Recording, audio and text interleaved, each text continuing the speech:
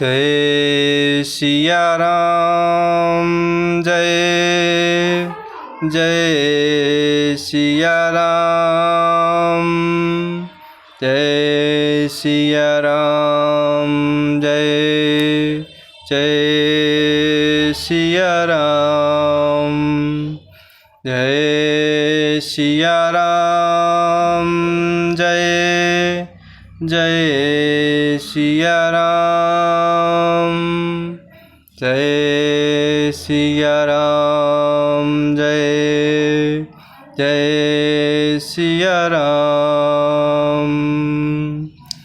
मंगल समय स्नेह बस सोच परिहरिय तात आयसुदेय हरसिंह कही पुलके प्रभुगात धन्य जनमु जगति तलतासु पिता ही प्रमोदु चरित सुनि जासु चारि पदारथ कर तलता के प्रिय पितु मातु प्राण समुजाके धन्य जनमु जगति तलतासु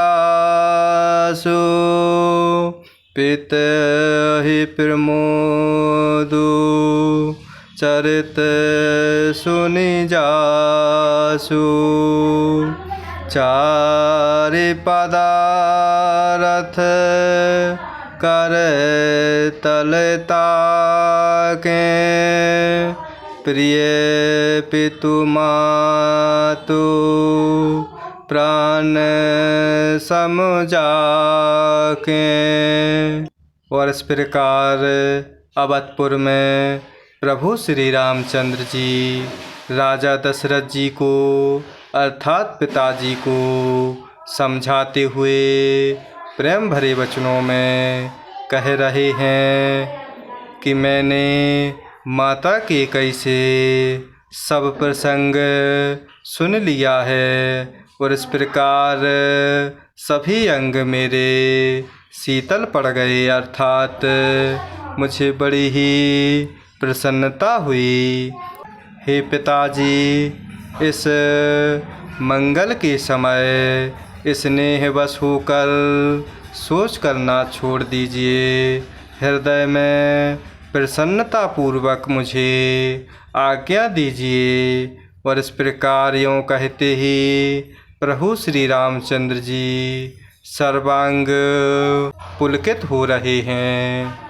और इस प्रकार प्रभु श्री रामचंद्र जी फिर कह रहे हैं कि इस पृथ्वी तल पर उनका जन्म धन्य है जिसके चरित्र सुनकर पिता को परम आनंद हो, जिनको माता पिता प्राणों के समान प्रिय हैं। चारों पदार्थ अर्थात अर्थ धर्म काम मोक्ष उनके लिए करतलगत अर्थात मुट्ठी में रहते हैं। आयसुपाले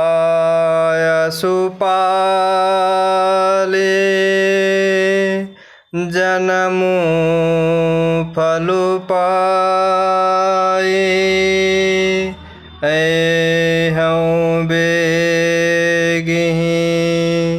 हो रजाए विदा मातु सन आवऊँ चले हूँ बन हे बहुरे पगलागे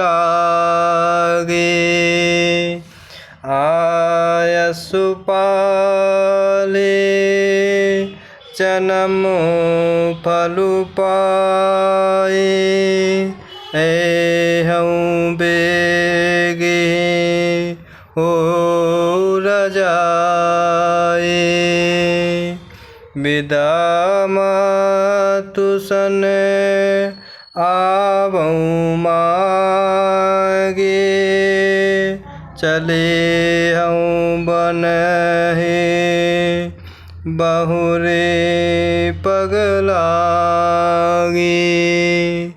और इस प्रकार प्रभु श्री रामचंद्र जी बड़े ही प्रेम भरे भावों में राजा दशरथ जी अर्थात पिताजी को समझाते हुए कह रहे हैं कि इस पृथ्वी तल पर उनका जन्म धन्य है जिनके चरित्र सुनकर पिता को परम आनंद होता है, जिनको माता पिता प्राणों के समान प्रिय हैं।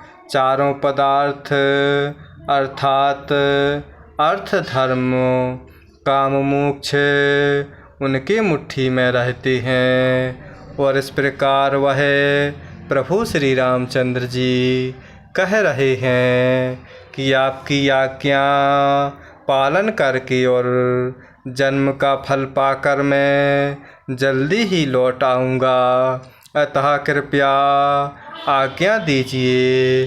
माता से विदा मांग आता हूँ और फिर आपके पैर लगकर अर्थात प्रणाम करके वन को चलूँगा। अस कहे राम गवनु तब कीन्हा भूप शोक बस उतरु न दीन्हा नगर व्यापी गई बात सुती छी छुआत चढ़े जनु सब तन बीछे अस कहि राम गवनु तब कीन्हा भूप शोक बस उतरु न दीन्हा नगर व्याप गए बात सुते छी छुआत चढ़े जनु सब तन बीछी। और इस प्रकार प्रभु श्री रामचंद्र जी ऐसा कहते हुए वहाँ से चल दिए और राजा ने शोकवश कोई उत्तर नहीं दिया। और इस प्रकार वह बहुत ही तीखी अर्थात अप्रिय बात नगर भर में इतनी जल्दी फैल गई मानो डंक मारते ही बिच्छू का विष सारे शरीर में चढ़ गया हो। सुनी भय बेकाल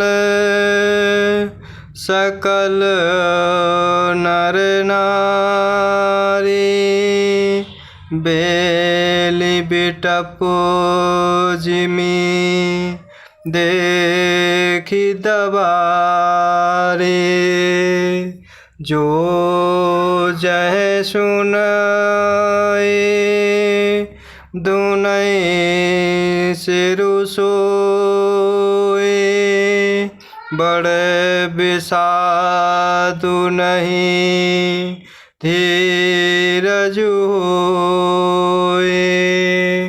सुनी भय बेकाल सकल नर नारी बेली बिटप जिमि देखी तबारे जो जहे सुनाए धुनय सिरु सोए बड़े विषादु नहीं धीरज होए।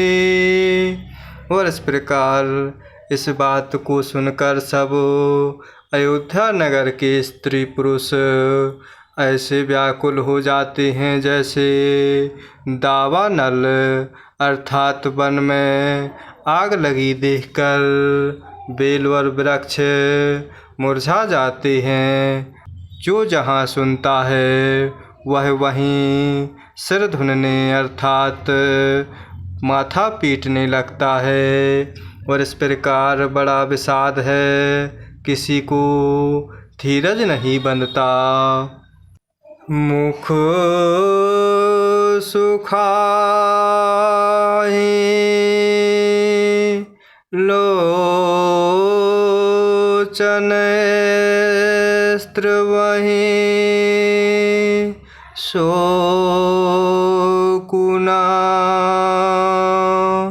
हृदय समाये मनहु करुण लस कट कई उतलिय बध बजाए मुख सुखाहि लोचन स्त्रवहि शोकुना हृदय समाये मनहु करुण लस कट कई उतरिय बध बजाए। और इस प्रकार अवधपुर के सभी स्त्री पुरुष इस बात को सुनते हुए ऐसे व्याकुल हो जाते हैं जैसे वन में आग लगी देखकर बेल और वृक्ष मुरझा जाते हैं। और जो जहाँ इस बात को सुनता है वहीं सिर पीटने लगता है। और इस प्रकार बड़ा विषाद होता है, जो किसी को धीरज नहीं बंधता। और इस प्रकार सबके मुख सूख जाते हैं, आँखों से आंसू बहते हैं, शोक हृदय में नहीं समाता। मानो करुणा रस की सेना अवधपुर पर डंका बजाकर उतर आई हो।